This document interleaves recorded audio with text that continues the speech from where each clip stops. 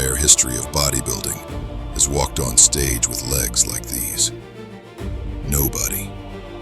You're going to see the biggest legs in the history of mankind. There was just a kid from Colombia, born in 1995, living in a poor village far from the cities.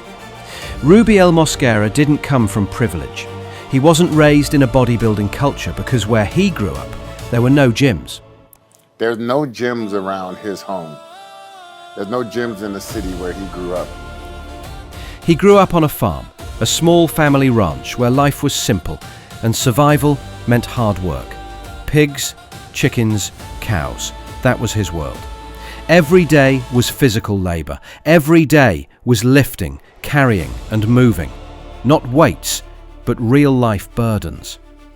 When his family slaughtered animals, they carried the meat into the city themselves. And they go to sell the meat to the people in the city. They carry it. They carry the meats into the city. Day after day, load after load, Rubiel walked miles with heavy bags of meat on his shoulders, dragging, pulling, pushing. This is what built his legs. This is what gave him those monster calves and freakish strength that now shocks the bodybuilding world. His family would bring, the pigs and the chicken into town. So they're carrying this food into town. That's why he's got these big calves, these big gargantuan legs, this big old neck on Neckzilla for a reason. That's where his power started. That's where those insane calves were formed. Not from machines, but from life itself. No one else in his family has that same look like he does. But he looked like a bodybuilder at 16, 17 years old without lifting a weight. And the moment Rubiel finally touched a real weight, the world understood why he looked like a different species. A kid from a forgotten village, transformed into one of the most unreal genetic freaks walking the planet. This is the rise of Rubiel Mosquera, from a farm to a freak of nature.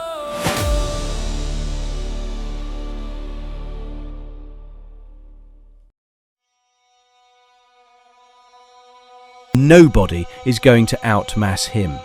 And when he finally strips it down, when those deep cuts, that detail, that grain start showing, that's it.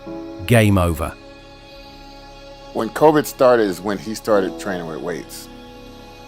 5 years ago. 5 years ago.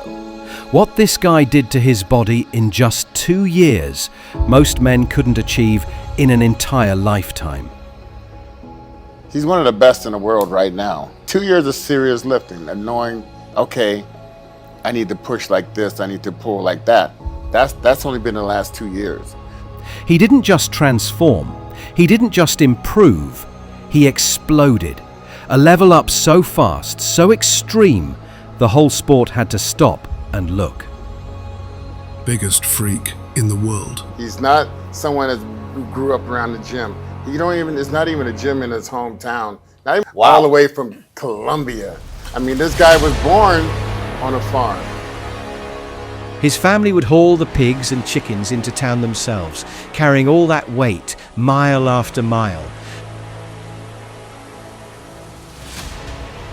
And that's exactly why he has those 21-inch calves, those 31-inch gargantuan quads, and that massive 20-inch neck. He wasn't built by machines, he was built by the life he lived. And he walked to the box and I looked at his legs. I had never seen anything like it in my life. His legs are bigger than Tom Platt's. He's got the biggest legs in the history of bodybuilding. Rubiel Mosquera.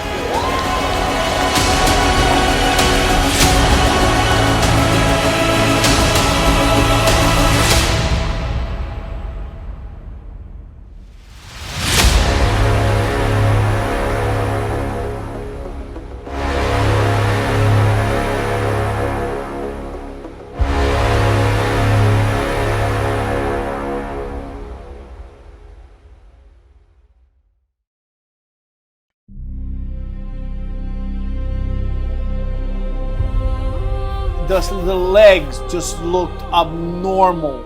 the calves. His legs are monstrous. We have never seen anything like it in the history of bodybuilding. If he gets an upper body to match the lower half, we are looking at the biggest freak in the history of bodybuilding. Half of his body is the biggest we've ever seen. The man was born to be a bodybuilder. The think about the rubbing going on. The chafing alone. The shape, yeah. Well, you got to give him first place for that alone. He's got to have a sponsor, man. Some kind of a-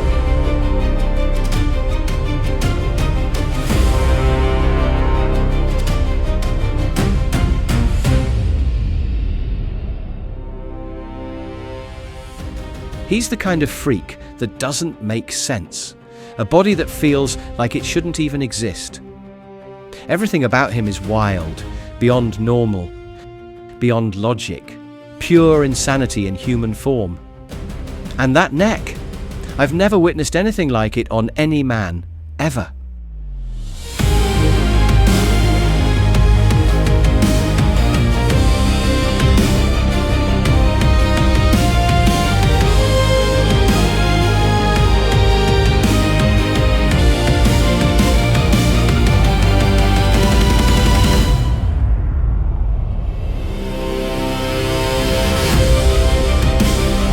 So if you know that the first bodybuilder was from Greece, and he carried around this calf and became that was the whole thing. That he carried this thing day after day, and he became this bigger person. But this is what he did. So carrying meats into the city. If he ever switches fully into that locked-in mindset, that ruthless all-in mentality, and takes his training to the next level with that kind of insane focus, it's over. It's over for everybody.